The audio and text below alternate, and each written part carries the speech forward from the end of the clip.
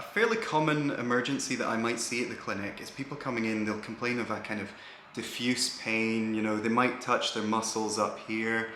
And very commonly, if somebody's got a lot of stress going on in the background, they're quite likely to maybe be clenching or grinding their teeth more.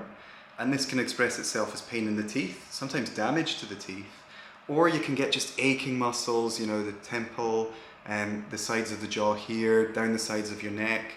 So it's the sort of thing that if we can find out what's maybe contributing to that and to relieve it, then we can often get rid of a lot of the symptoms. But it's not a cure. People who clench and grind will always do it. It's about managing the problem.